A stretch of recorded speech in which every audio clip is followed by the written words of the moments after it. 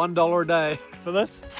So good. I just relocated this Brits motorhome from Darwin to Broome for $1 a day, and you can too. In this video, I'll give you a tour of the motorhome, show you all the amazing places I was able to see, then tell you about the pros and cons of doing a relocation. There's lots to know. Let's get into it. First up, here's what the inside looks like. Comfortable and spacious with a table for working or dining. I absolutely loved having a fridge and kitchen on the outside. This was so handy for grabbing drinks and snacks straight after a hike. There's no aircon or heating in the back section of this model, but that wasn't a big deal as temperatures were pretty mild at night. Now here's all my favorite spots I was able to visit. First up, Litchfield National Park. I highly recommend camping at One Guy Falls and wandering down at sunrise or sunset to get it all to yourself. Hot tip, there's a little plunge pool at the base of the waterfall on the left. Truly a magical spot. Plus there's a cafe here to grab a morning coffee before you head out. Other spots worth visiting in the park are the Cascades if you want to avoid the crowds.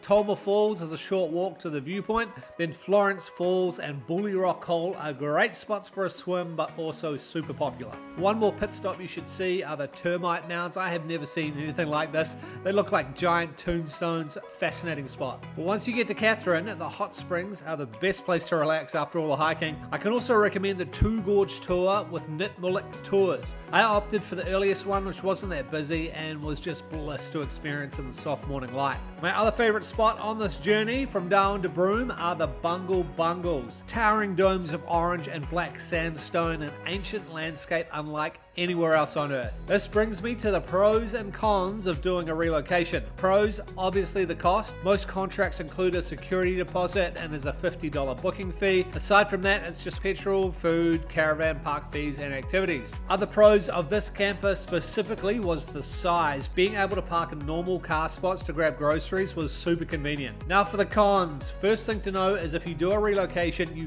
can't take the vehicle off-road and there's no driving allowed at nighttime. This means you won't be able to drive into or camp at the Bungle Bungles as it's four-wheel drive only. There are fly-in hiking tours that you can book, but that will obviously be an extra cost. The only other major con is that most relocations have a strict time frame you have to deliver the vehicle by. I was given 5 days, which was decent, but at times it did feel a bit rushed and I would have loved an extra couple of days. All up, the value you get for what you're able to see for the $1 a day rental fee is well worth it in my opinion. And if you do want to look at doing this yourself, you can see what's available on a website called iMover.com. Before I go, just a friendly reminder to keep an eye out for wild livestock and horses on the road up here, which is very common. And here's all my favorite caravan parks I stayed at on the journey. And last of all, let me know some of your favorite places in the north of Australia in the comments to help others.